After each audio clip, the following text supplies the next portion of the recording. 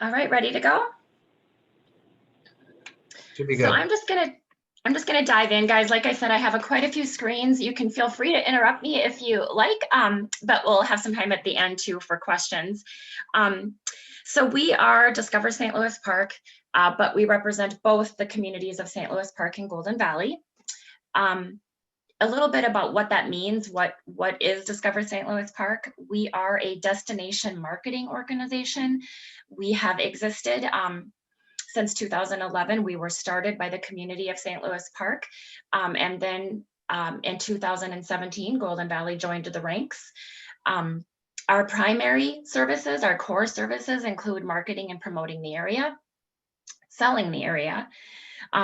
We're here as a driver to enhance the visitor experience and to stimulate economic prosperity. We exist at the will of your cities. So this is an ordinance that is passed at the city level, at the council level. They choose to have an organization such as ours. And with that decision, our primary mission is to market and promote the area. We exist because when the ordinance is passed, there's a lodging tax that is implemented on short-term stay properties within the communities. In our case, that currently is exclusively hotels. And so they collect a small tax. Per the ordinance, it's 3%. And the cities in both cases, St. Louis Park and Golden Valley, are our fiscal agents, and they are allowed to keep up to 5% of that 3% for their administrative costs. But 95% of those dollars must go to a separate organization whose primary mission is to market and promote. We're a nonprofit and we're governed by a board of directors.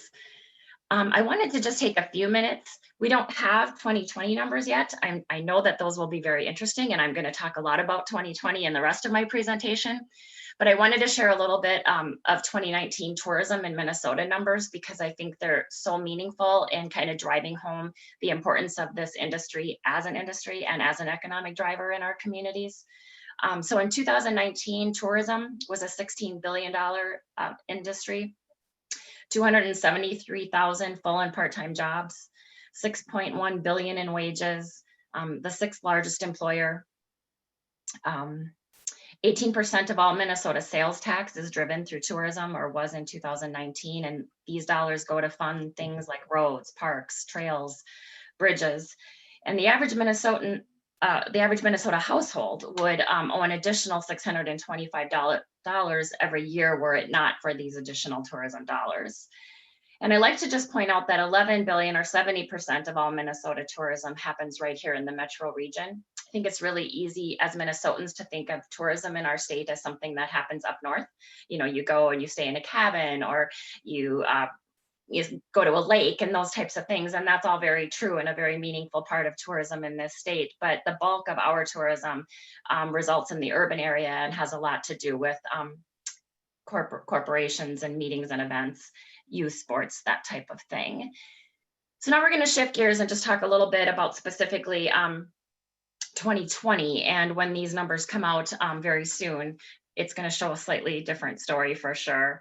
So I'm going to start with a Minnesota statewide overview, and these numbers were provided by a STAR report. STAR is an industry that does worldwide analysis of the tourism industry, and kind of specifically hotels. So I'm just going to share a few slides to give some perspective.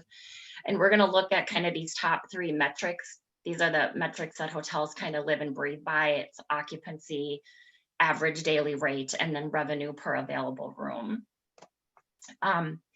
So these numbers are through, I believe, November. And this is showing you at an occupancy level, Minnesota ranked number 44 in the country as far as statewide. So we're really falling in the bottom half, really the bottom quarter from an occupancy level. Average daily rate, we were kind of right in the middle, number 27. And then revenue per available room, again, number 35, so bottom half again. And that just gives a little perspective about kind of nationally where Minnesota is falling. This is a slide from Minneapolis, St. Paul. We get a lot of our data from Minneapolis and St. Paul. They're able to do a lot of research more than we are, and we kind of tap into that because we we align very well with those two communities, of course. But Minneapolis and St. Paul room demand was down 5.7 million in 2020 as a whole. You can kind of see that with the dark purple versus the light purple, dark purple being 2020. And just kind of looking at all three of these metrics from a national perspective, you can see that in 2019, occupancy statewide was at 66% in 2019, whereas 2020 closer to 40%. And you kind of see the same situation going on with a decrease in average daily rate and revenue per available room. One thing that's kind of interesting is to flip over and look at 2021, because although numbers start to increase, they're still challenged. And just looking at revenue per available room, you see $86 in 2019, whereas you see $56 in 2021. And that number, 2021's number, compares to 2010. So it just kind of shows kind of the backward progression this industry has taken. The experts are predicting that while there will be an increase in 2021 and going forward, that it will take until 2024 for these numbers to get back to 2019 numbers. And now I just want to shift gears a little bit and talk kind of specifically about our market, the St. Louis Park and Golden Valley market. We have 9 hotel properties that make up this market. And we're, excuse me? No, okay. So here's occupancy for our market. And I just, kind of the quick takeaway here is the gray bar is 2020 and green is 2019. So if you're just looking at that, you can see that we started January and February really optimistically. We felt like 2020 was going to be a really good year from a tourism perspective in our area. The only real salvation we had in March was that the pandemic really didn't hit until about the 13th. So March isn't as horrible as it could be, but then April was the really worst month in history for this industry. And you see that happening, and you really see it happening in our market for the rest of the year. Even going over to December, you're seeing 14% as opposed to the December before being at 47%. Average daily rate. This number is really important to the industry because it is a slower number to come back. Once average daily rate starts to get impacted, it's harder to even come back than occupancy. It's a real slow driver. And you can see that just looking here again at December, average daily rate $80 as opposed to last year, which was $112. And then if we look at revenue per available room, it's getting pretty scary again. Whereas if you just focus on December, you're seeing $11 versus $112. I like to show this slide. The next two slides are broken out specifically by city. So the one you're looking at right now is St. Louis Park, and then I'll show Golden Valley next. It's just kind of busy, and I understand that. But what I like to show is this is showing the lodging tax collected for the last few years. And again, 2020 is presented in black, which is probably appropriate, a little gloomy, but you're just kind of seeing black up against a white, which was 2019, and it's dramatic. In our market, actually in the Minnesota urban market, we always create a bell curve. And I think that makes sense. First quarter is slower, second and third quarter rise, and fourth quarter is a little bit slower. Part of that is weather. Part of that is holiday, different things factor in, but it's pretty standard, and you see that across the board. One of the things I like to point out, in addition to just what happened in 2020, is kind of these two anomalies. If you look at the red line here in February, which represents 2018, that would be representation of the Super Bowl. And if you look at the white line here in April, that April of 2019, that would be representative of the NCAA Final Four men's basketball tournament that occurred here. And I'd just like to point those out because it's a real visual of what happens when we have mega events in this area. This is the Golden Valley slide, and you're really seeing the same thing. You're seeing less bars because Golden Valley's been with us for a shorter period of time, but you see the bell curve, you see the black bar, which is obviously impacted greatly by the pandemic. And then you also do see these two anomalies of the red bar and the NCAA basketball tournament. This chart, I have been with the organization for 6 years, and this has always been a chart I have been honored to show, because this is lodging tax collected since the beginning of Discover St. Louis Park. Actually, the beginning of Discover St. Louis Park was 2011, and this is showing from 2013. But the cool thing is that the line has always gone up. It's gone up every single year since the existence of Discover St. Louis Park. And I've been very proud of that because, I'm in marketing. In our world, we like to show a lot of numbers. We show a lot of statistics. We show a lot of metrics, and they all have a lot of value, but they can also often be challenged. And this is one of those things that just is either lodging tax went up in our community or lodging tax went down. It's just one of those hard factual numbers. And so the fact that it's gone up every year was really meaningful to our organization. Clearly, we recognize we aren't the only reason for the lodging tax going up, but we do believe we're one of the reasons. So we work really closely with the hoteliers who sell their property, whereas we are selling the area. We're a driver to bring attention and awareness and groups and tours to the area. So we think, this is a meaningful chart for us. Of course, though, you can see what happened when you look at 2019 versus 2020. So the first time where we didn't go up, and it's dramatic, and it's reflected here. We actually ended 2020 at 28% of our revenue in 2019. So we were down 72%. And the reason all of this is so important, I'm talking a lot about Discover St. Louis Park right now and how the pandemic has impacted us, and I'm talking about the hotels, but there's a much bigger picture here from an economic perspective, and that is that when a visitor or a traveler comes to town and stays in our community, it's only 20% of their dollar that's being spent on lodging, and the rest is being spent in other ways, things like food and beverage and retail and transportation, recreation. It's even being spent in our gas stations and in our grocery stores. And so it has a real viable, meaningful component to our entire economy.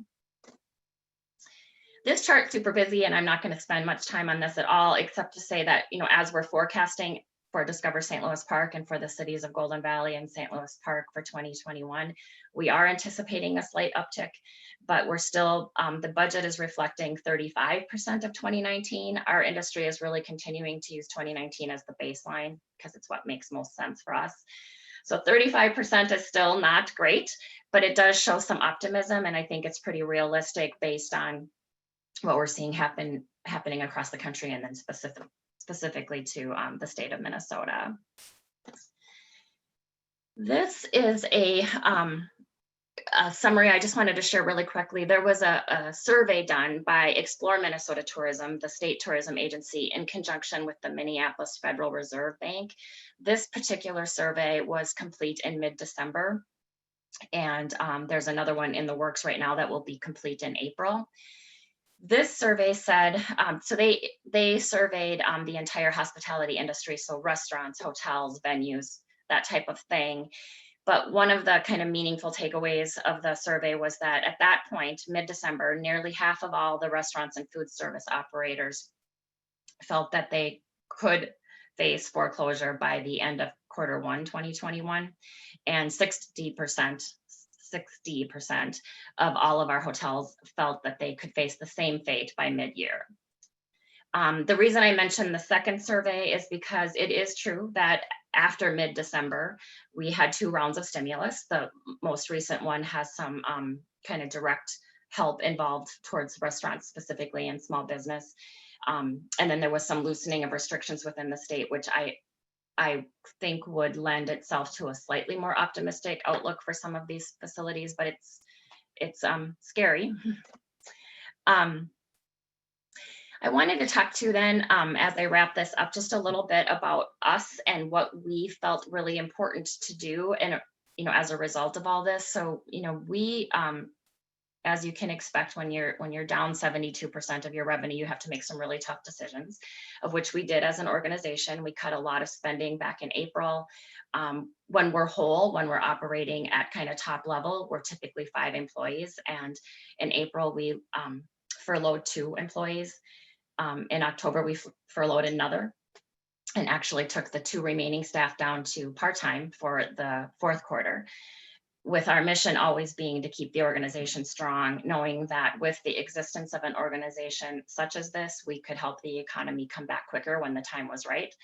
But also we needed to really reevaluate, like so many companies have had to do, and pivot, the famous word of the pandemic, and just kind of find our new meaning. What are we in the next few months as we're not doing some of the things we normally do, like go to trade shows and expos and spend, marketing dollars and that kind of thing. And so I'm going to share just a few highlights. We really focused on pandemic related initiatives. We had COVID-19 resources on our website. We tried to use our website as positively and effectively as possible. We listed all the restaurants and stores in our communities that were offering takeout and delivery. We featured our hotels that were doing special things like offering first responder pricing or space to work for people that needed to suddenly work from home and had to figure that out. We offered virtual jigsaw puzzles. We featured Adam Turman's artwork. We were one of the first in our market to offer those jigsaw puzzles that people responded so well to.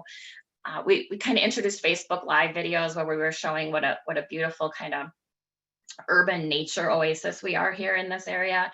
And people seemed to really want to find things that they could do as an individual or with their families that was outside. So we featured a lot of those types of things. We did some website blogs. We had 22 ways to enjoy Minnesota's sweet spot while social distancing. And we also did one on a doggone good vacation. We were finding that there was a lot of studies saying that if a family or an individual did have to travel, they wanted to all be together. And so even bringing the family pet became really important. So we wanted to highlight hotels and restaurants that were welcoming pets. We did a lot of social media, and one thing we're really proud of is we actually grew our social media base in 2020. So that felt meaningful to us. Now we know typically when our marketing focus is outside of the region, and we certainly are focusing much more locally right now. We're talking a lot to our residents and a much more local audience, but the fact that we grew this base is so meaningful to us because we know those become word of mouth people going forward. We had fun with, this is a St. Louis Park property, but we featured a social media post on the Clay's Galaxy Drive-In when it reopened in St. Louis Park, and it just went crazy. Like for us, if we get an organic reach of 2,000 to 3,000, that's a good reach for us. And this one had almost 250,000. I don't know what happened. It was insane, but it was really fun. And we did enjoy a sweet and safe getaway. We received some marketing dollars through Explore Minnesota Tourism. So this was grant money that was given to us, and it's earmarked for marketing, which we completely valued because we had to cut so much of that funding. So we were able to do some social media campaigns. And what was really rewarding for us is we found that when we do this type of thing, people still respond. We did a 75,000 group email to the areas of Duluth and Rochester and Brainerd, just kind of talking about the urban oasis. And we just had, we had open rate of 16.6 and click-through rate of 2.5. Those are good numbers. Those are good numbers even in a non-pandemic era. So it was motivating for us. We did some state fair and social media campaigns stuff. And I already talked about growing our media presence. And then from a sales perspective, we maintain partnerships. We continue to work really closely with Explore Minnesota Tourism. I mentioned them facilitating our organization with some grant money. We work really closely with Meet Minneapolis and Sports Minneapolis, and we're still looking at groups coming to this area. Planners are still planning. I think what I'm finding is those types of big plans are happening more for 2022, 2023, but they're happening.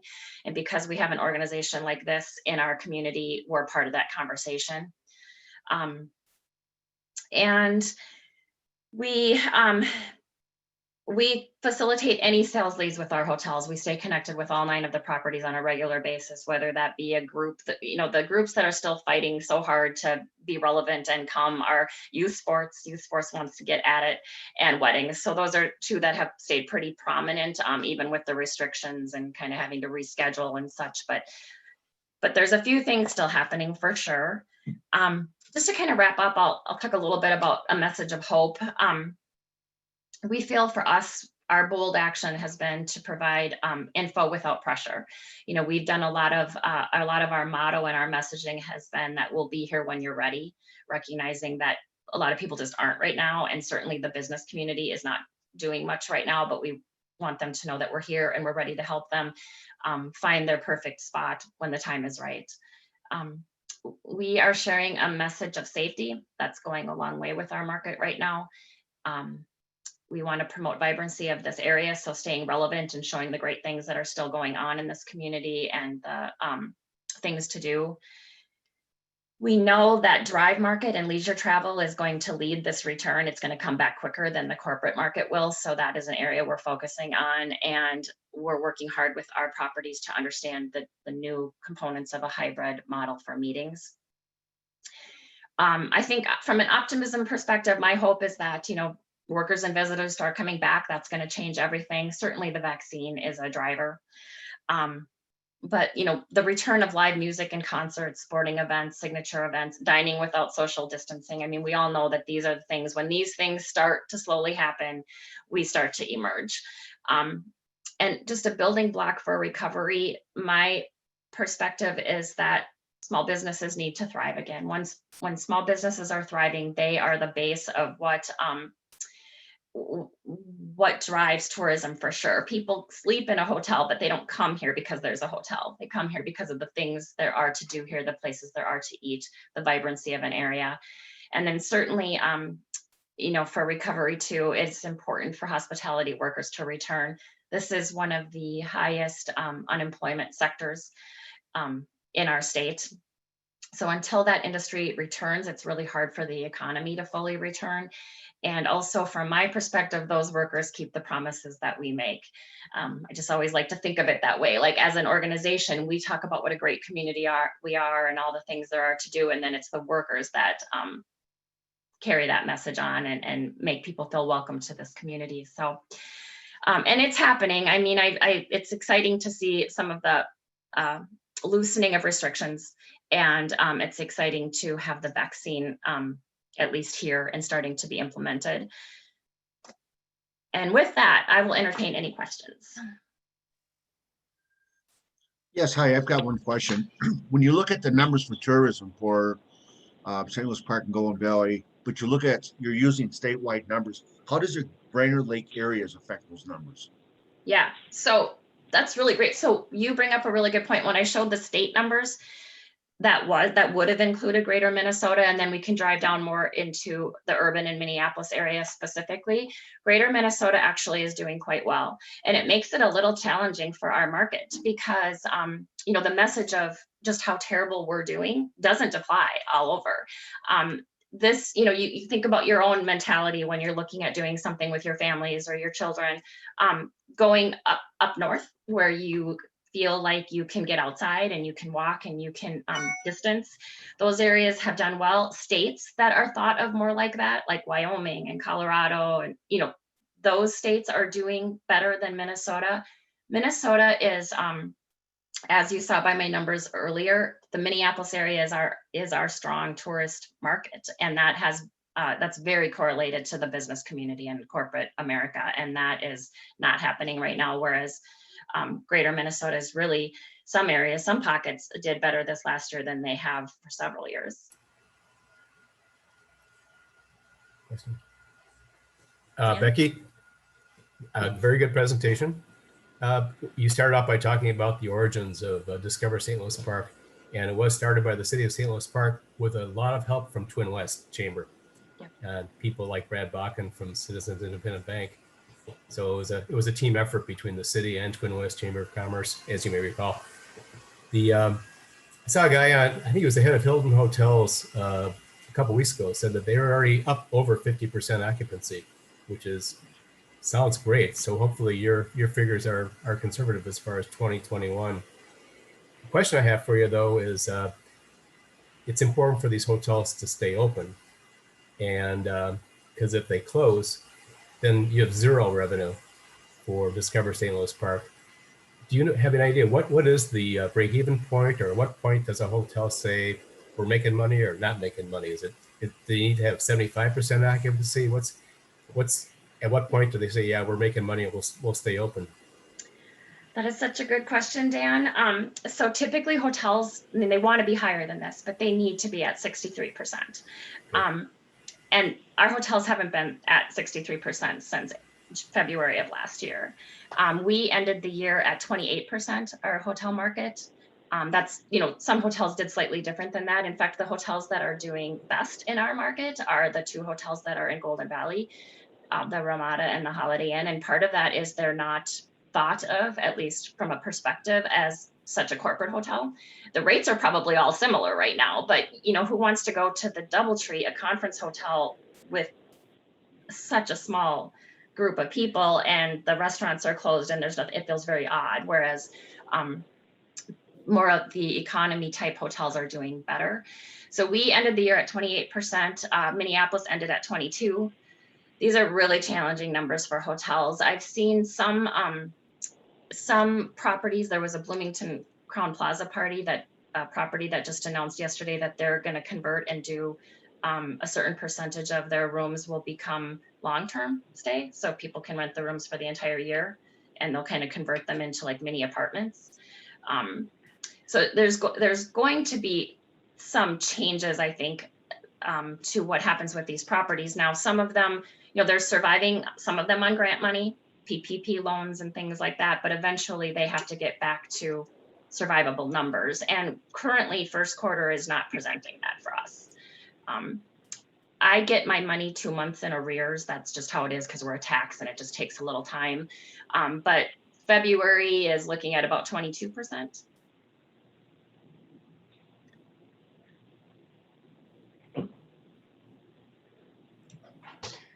Becky, this is Brent.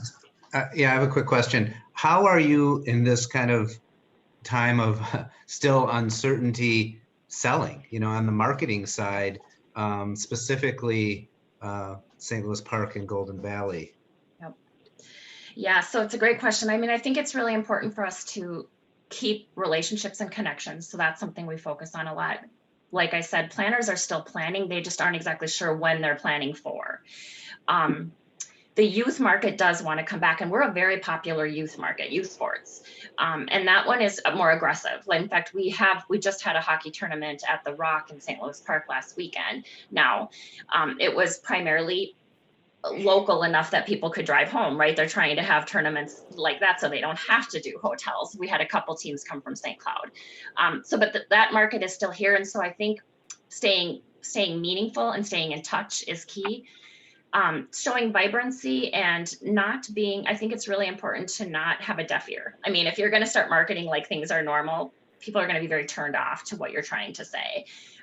But as things like the Twins start having fans in the stands again, and there certainly are concerts that they're talking about having for the summer. I don't know how this is going to flush out, and I am not here to say anything is right or anything is wrong. This is a very scary time for all of us, but I think it's really important for us to stay relevant and to keep a presence out there to talk appropriately.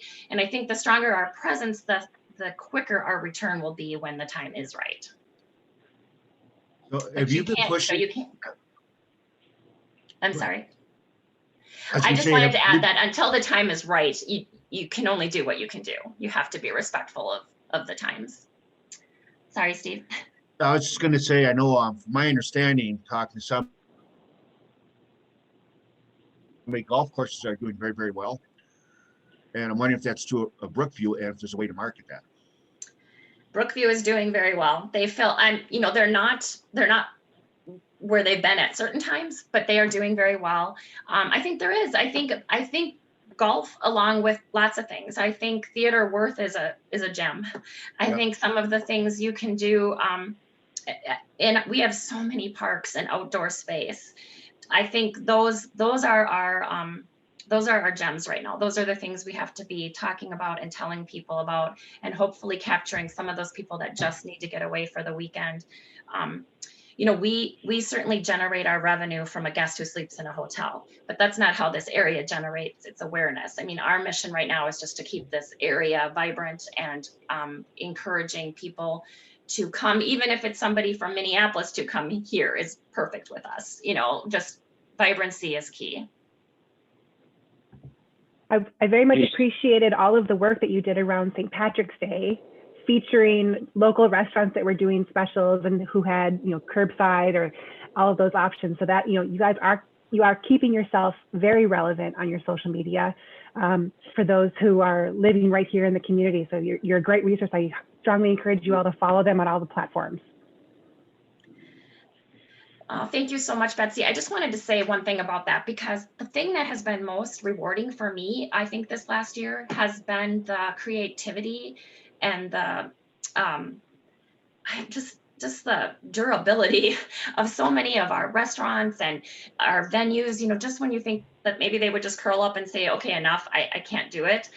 Instead, they come up with really creative, cool things to do to, again, at least stay relevant and vibrant and hopefully come back stronger than ever. Specifically in Golden Valley, I know like Doolittle's added the beautiful tent. They just had that amazing tent, which I think will be back again this spring. Lat 14, which didn't even really want to be a to-go type restaurant, weren't offering to go when they first came out because they felt it compromised the quality of their food, figured out how to do it and do it really well. So just really impressive stuff from our business community. Questions? Any more questions? Great. Okay, Becky, it was a great presentation. Thank you for all the work you do to support our communities, really. And you've been through a tough time in 2020 and, under great leadership by you. And thank you very much for the service you provided for the community. Although, thanks for your time.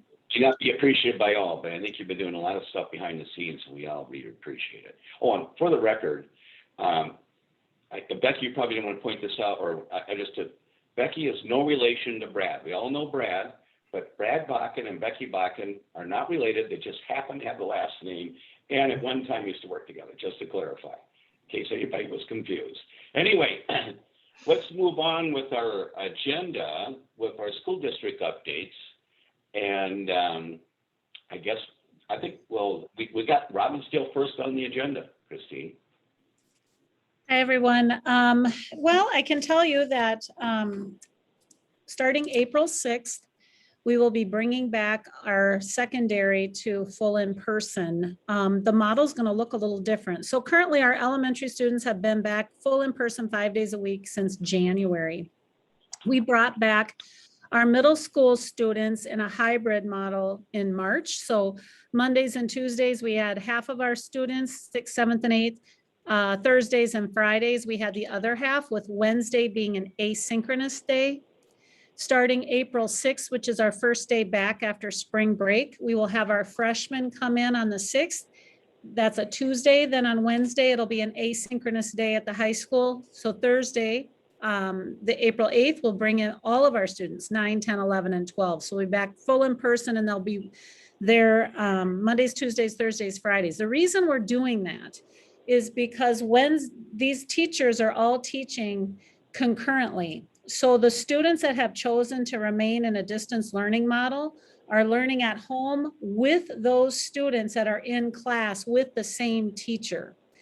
The secondary teachers, both middle and high school, decided they thought this would be the best way to go because it allowed for all of our students to be able to take those continual AP and IB classes that they are currently taking. We would have licensure issues and staffing issues if we tried to do it with a separate distance learning school. So they agreed to that concurrent instruction model. So in that case, this is new for everyone. That's a new way of doing things, and it's going to be challenging. Wednesdays are asynchronous to allow them time to work with students individually, allow them times to do additional planning to ensure that this model gets us through the end of the year. So that's going well. We're really excited to have all of our kids back. I can tell you the numbers are creeping up with COVID numbers. I don't know if any of you follow that closely, but for the Robbinsdale particular school district, which covers 7 communities, it's over 20 again. It was down to getting close to 12, almost to 10. It's creeping back up, and they are stating it's because of the variant, that B117 variant. So we still need to be vigilant. I can tell you, many of our staff have now been vaccinated. So luckily the governor opened that up to educators, and our staff are taking advantage of that. So we're very, very excited to get all of our staff vaccinated as soon as possible. So I think that's what we're kind of what's happening right now. I can tell you on a lighter note, Cooper plays tonight, their boys basketball team, and if they win, they play Wayzata, and if they win, they go to state. So there's a lot of excitement, and I have to tell you, it's unfortunate, however, they played Armstrong Tuesday night, and Armstrong didn't win that game, so it's kind of the battle of the birds, and the Hawks beat the Falcons, so. Oh, and one other thing I should tell you, we are continuing critical care on the Wednesdays on those asynchronous days for the middle school students. They're about 11 to 12 years old, mostly sixth graders at one of our middle schools, and the governor's executive order mandates that. So we're still following closely to the executive order. And I can answer any questions you may have. Thank you, Christine. Katie, you want to give us the update on Hopkins? Sure. Hi, everybody. So kind of in keeping with what Christine mentioned, we will at Hopkins have all of our elementary school students back to full in-person learning. If they selected that, we still have about 30% of our student body that has selected to be full distance learning, but 5 days a week as of April 5th. Our secondary students will be back 4 days a week on April 5th. And we're able to do that because it, as of April 5th, which is kind of the end of spring break, that we should have every Hopkins schools employee, bus drivers, fully vaccinated. So that's great news for us. I think that the last number I heard was it was like 93% of our staff, district staff, has elected to do the vaccine and will be fully vaccinated. So that's awesome news for us. It's, I think, returning to some form of normalcy for some of our kiddos, which was much needed. So in keeping with, normalcy, we're in budgeting season as well, which is always just a really crazy time. I'm really impressed and proud of the way that Hopkins Schools is approaching our budgeting season right now. As I mentioned on my last update, things are hard from a budgeting perspective, not only from the fact that we have declined enrollment because people have selected to either homeschool or take parochial or private school options, but also because the funding at the state level just isn't there for us, hasn't been there for years, but really isn't there right now. And so budgeting season is a struggle this year. We're looking at we're looking at worst case scenario, about a $4.5 million shortfall in our budget. And so what we've been doing as a district is really making lemonade from lemons. And we have task forces comprised of educators, community members, and students looking at how to do differently with less. That's really what we keep saying, is doing differently with less. Take the lessons that we've learned as a district from the COVID pandemic and really figure out how to take those lessons and manipulate what we're doing in the educational settings and really make sure that we're capitalizing on those lessons. A lot of it is, distance learning does work better for some students. So how can we encompass that method of educating our students and really, perhaps better serve those students while saving money for the district? And so it's a tough time, for sure, but we're trying to really make the best of it. And that's being done with a lot of new and different ways of thinking about our numbers and how we're staffing and how we're educating. So anybody who's interested in that sort of stuff, you are welcome to join the task forces. You are welcome to participate in any of those budgeting sessions. They're very exciting. Also, thanks, Betsy, for reminding me about, we just wrapped up at the end of February, our Hopkins Education Foundation Royal Bash. Usually this is a big in-person gala and we get all dolled up. I was in my sweatpants sitting at home watching it on TV this year. But for those of you that aren't familiar with the Hopkins Education Foundation, it is a nonprofit that services our school districts by doing grants and special assessments and helping support our district. So since 1995, they've given $3 million to Hopkins Public Schools across the board. Specific to Golden Valley, about $230,000 have gone Meadowbrook Elementary.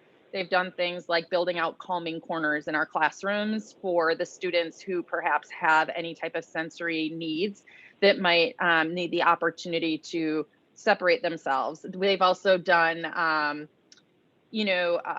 it's third grade got a grant to not have to do homework. Instead, they had these packets that went home, which I had a third grader and have one now. It's great. And so across the board, they basically just help make our ability at Hopkins a little bit more robust to do things creatively. So we raised $182,000 during the Royal Bash this year. A good portion of that is funding our college admissions and career placement specialist for our secondary students, which really wants to look at the post-high school years differently. Some students may choose college, others may need more help with vocational type placements. And so it's really taking a full encompassing look at that.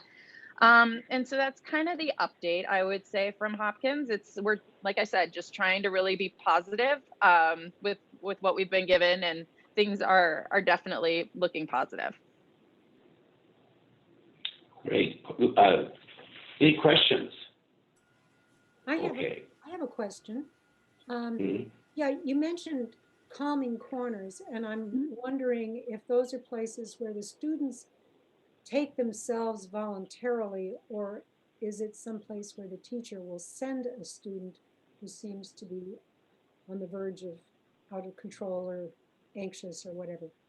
Yeah, I think it's really situationally dependent, but in many cases, it's where the kids take themselves. The self-regulation is a big part of that, and recognizing when you just need a break. And so I used to do art adventure in the classroom, and I would see students voluntarily take themselves to the corners just to have a minute to recollect themselves. So it's that self-regulation is a big part of it, for sure. I was wondering if the 3-foot distancing versus the 6-foot distancing has helped you out a little bit. Absolutely. That has really helped us out in the high school and the junior highs, for sure. So yes, that switch was hugely helpful in us being able to go back to that 5-day a week at the elementary schools as well. Yes, I can echo that. The distancing, and then we've had about 20% or a little greater than that at the secondary level opt in for distance learning. So they're staying home. So you have fewer students, so it's easier to manage. I actually went into our high schools and measured rooms to see how we could make this happen, because we needed to get our kids back. And that was significant help. And I think by making sure, I tell you where our kids are doing a great job is keeping those masks on. You would be surprised. You can walk into our early childhood. You even have some of our 4-year-olds wearing masks. They don't have to because they're under 5, but some do. The parents want them to, and those kids are wearing them. So when they go outside at the elementary level, they have options to take those masks off. If they're away from, they aren't doing it. They keep them on because they're so used to it. So this has been an interesting observation for us as adults to see how quickly kids can adapt, far better than adults. It's been amazing. I think that's the case in most instances. The kids always do better than the adults in the room. Well, Betsy, why don't you give us a little update on the Perkage Center? Absolutely. Thank you, Gary. First, some really, really exciting news. We are thrilled to announce that one of our seniors, Haley Peterson, has received Scholastic Art and Writing Award's highest honor, a Gold Medal Portfolio Award.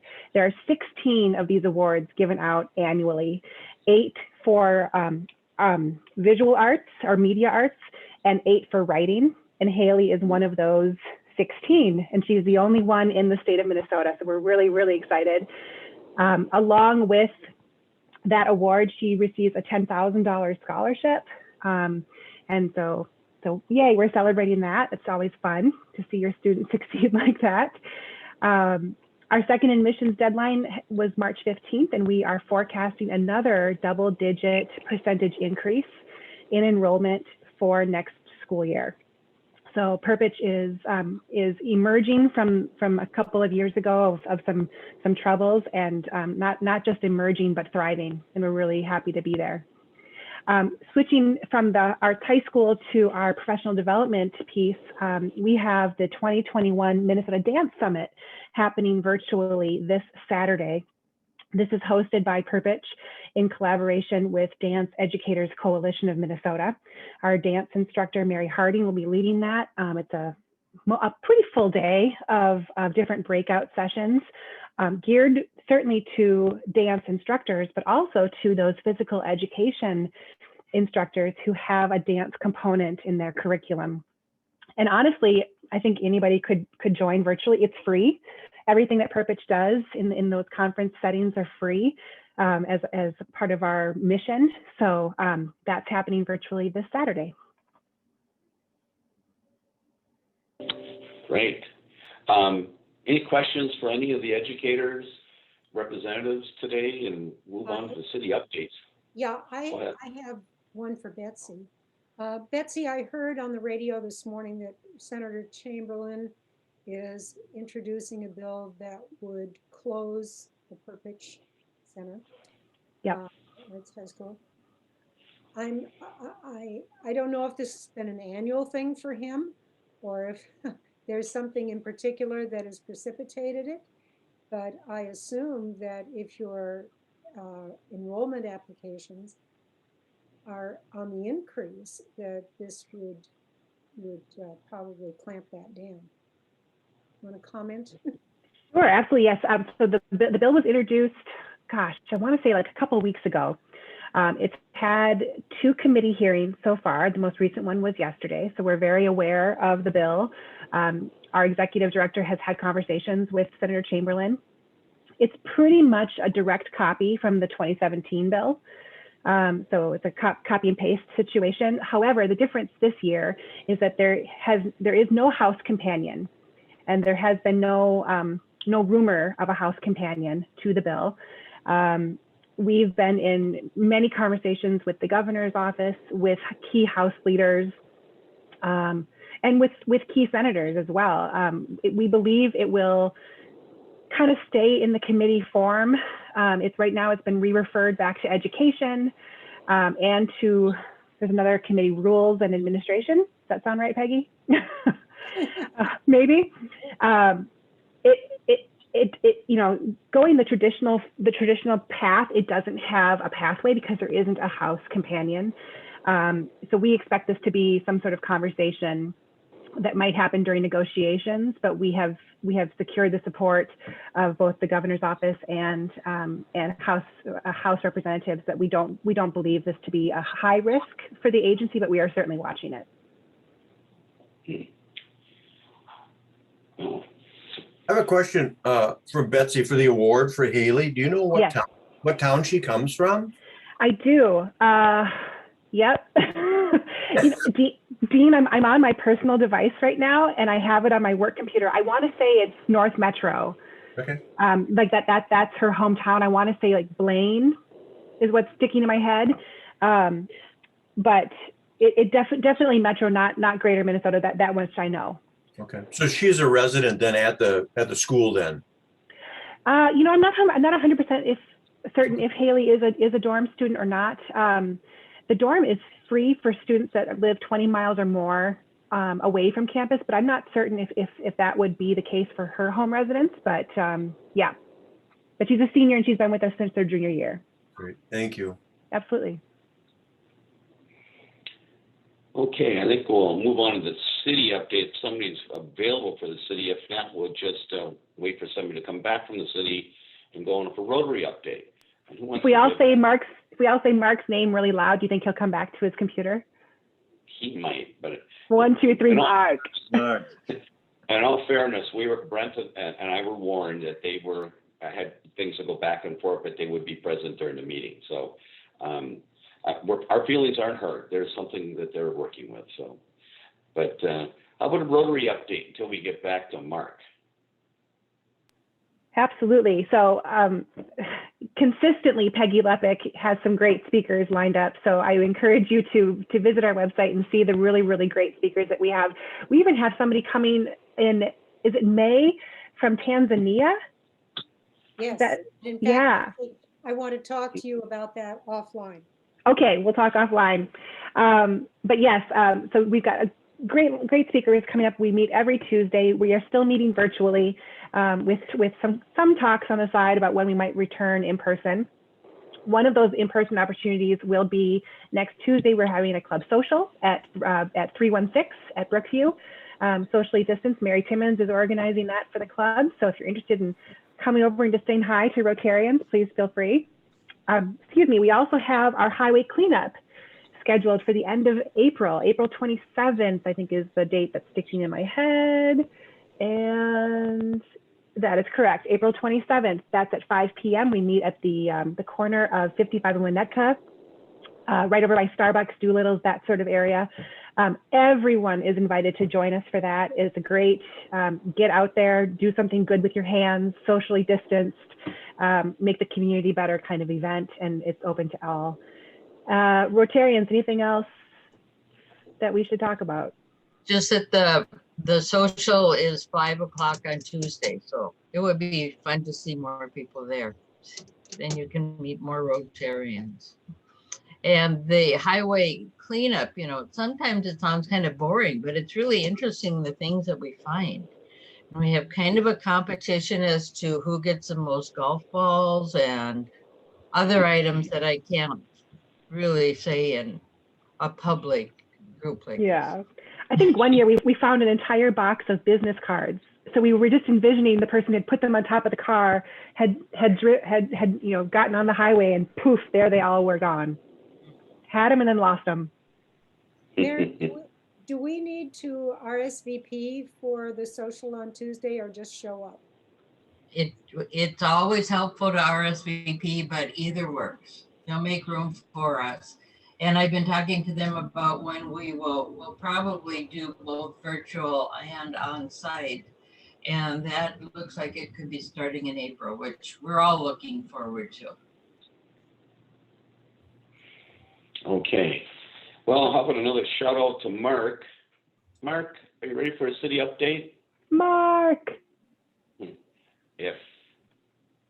And I think what we'll do is how about a chamber update, Brent? Yeah, sure, great. A lot going on, obviously. I think I may have mentioned this at the last meeting, but the Elevate Business, Hennepin County Elevate Business HC, which provides it's a public-private partnership providing resources to businesses most affected by pandemic and civil unrest, continues in 2021. So if you know of businesses that need support, I'd encourage you to go there. And you know, as we get a little deeper into the legislative session, I know it was brought up in different contexts throughout the meeting. You know, the policy folks in on our team are increasingly busy as we, you know, hopefully end on time and get something accomplished at that level. In the on the programming side, I'd encourage you to go to mplschamber.com to check out. You know, everything is still you know, video, virtual programming. After the Easter Passover break, we have a lot more happening in April. We'll have a program with MnDOT Commissioner Anderson Kelleher on the transportation side of things. We'll have our typical Chamber Overview 101 if you have interest in that. And then for those of you who want to know more about the Chauvin trial, every other Friday, we do kind of a deep dive into what's going on there. So tomorrow morning, there is an opportunity for business folks to connect on that kind of information. So if you're interested, it's free, check it out. And that's, I think, the main overview from me right now. Kevin, do you want to talk about the Taste of the Burbs for PRISM? Yeah, thank you very much, Gary. So Taste of the Burbs is our annual fundraiser. Last year was our first year where we converted it to an online virtual event. And given the fact that we had to change our plans on a short order. It was still very much a success. We drew about 300 people to our online event, and we're hoping for the same this year. Planning is going very well. It's going to be at 7 o'clock on Thursday, May 13th. It'll be about 1 hour in length. We've got some recorded videos from Michelle Ness. We've got some entertainment planned. We'll have our conclusion of the silent auction. So if anybody's interested in donating anything to our silent auction, I'm currently collecting those items, and we're looking to package a variety of things together. And I'd like to talk to Becky about how we can help promote local hotels and eateries through our promotion of the silent auction for Prism's Taste of the Burbs. And I'd be remiss if I didn't mention a thank you to everyone who contributed and participated in our diaper drive in February. We had set a goal to collect 2,021 bags of 10 diapers each for just over 20,000 diapers for us to give away to local families.